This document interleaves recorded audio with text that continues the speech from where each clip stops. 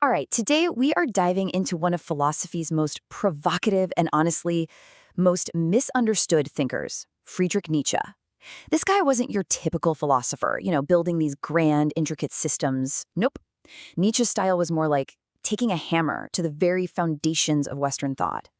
He wanted to smash all the old idols just to see what was actually solid and what would just crumble into dust.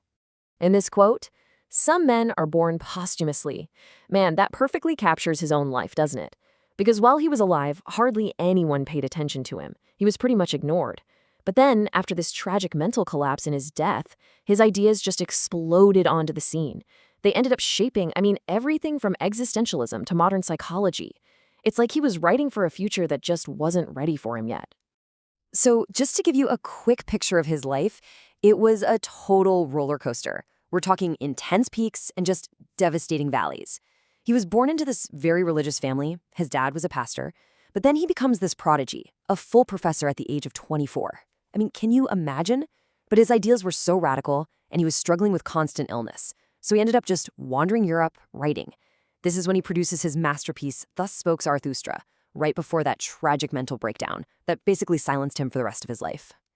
Okay, so that brings us to maybe his most famous and for sure his most misunderstood statement.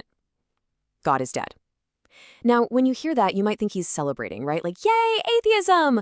But that's not it at all. He wasn't throwing a party. He was sounding a massive alarm for all of humanity. Yeah, he didn't literally mean that some divine being had just vanished.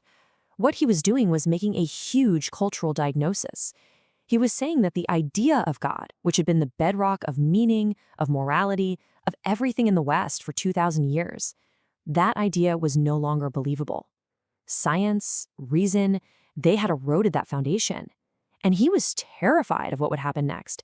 He predicted the fallout would be catastrophic. And the direct result of God is dead? Well, it's a concept he called nihilism. Think of it as this terrifying abyss that opens up when everything you thought was true, all your highest values, just collapse. If there's no divine plan, no objective right and wrong, no grand purpose to the universe, then what's the point of anything? This was the great crisis that Nietzsche saw coming for all of us. So it makes you wonder, right? How did we end up with a moral system that was so fragile it could just crumble? To figure that out, Nietzsche basically became a philosophical detective. He decided to dig deep into the history of our values to unmask where they really came from.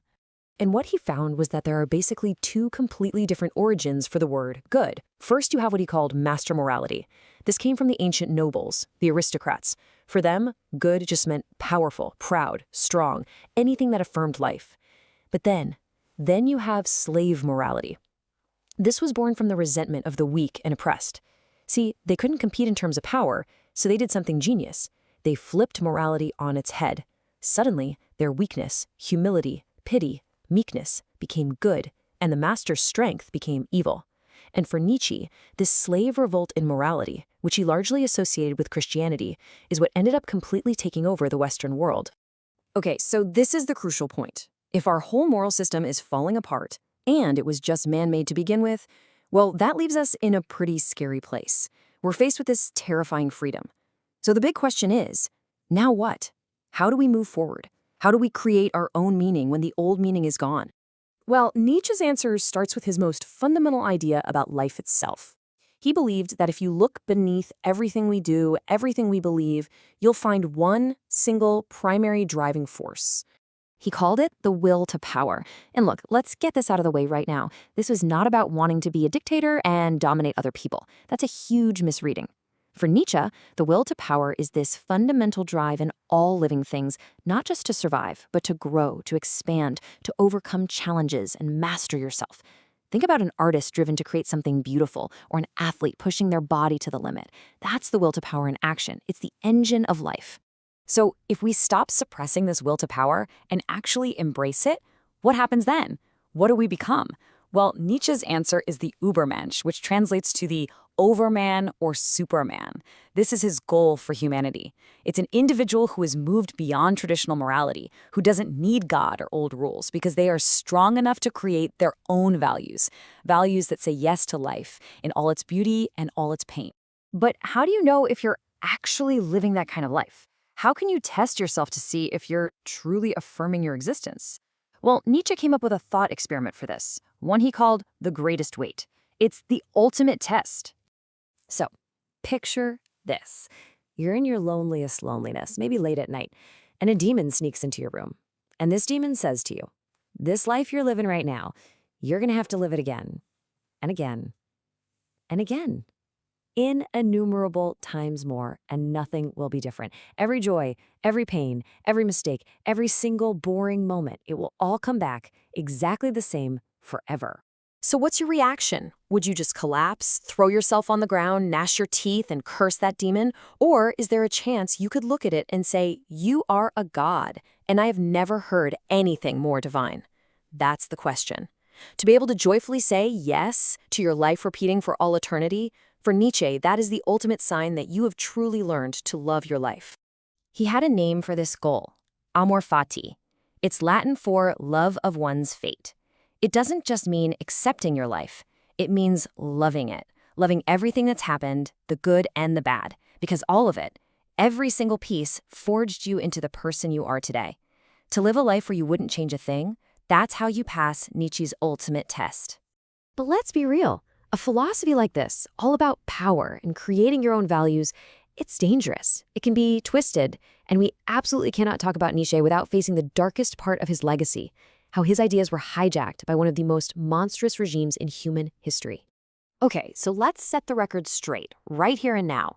Nietzsche was not a Nazi. In fact, he hated German nationalism and was strongly against anti-Semitism. The absolute tragedy is that after his mind broke, his unpublished work was controlled by his sister, Elizabeth. She was a German nationalist and an anti-Semite. She took his notes, edited them, twisted them, and basically compiled them into a book that promoted her disgusting ideology, not his. And this distorted, fake version of Nietzsche was exactly what the Nazis were looking for. So, okay, once we clear away all that historical baggage, all the terrible misinterpretations, what is Nietzsche's real challenge? What is he actually asking of us, right here, today? I think his challenge is this. Have the courage to stare into that void, that feeling that maybe nothing matters, and don't flinch, don't fall into despair. Instead, recognize that you are free, terrifyingly, wonderfully free, to become the author of your own life, of your own values. His whole philosophy is a call to action. It says, stop waiting for someone or something else to give your life meaning. Forge it yourself. Become who you are.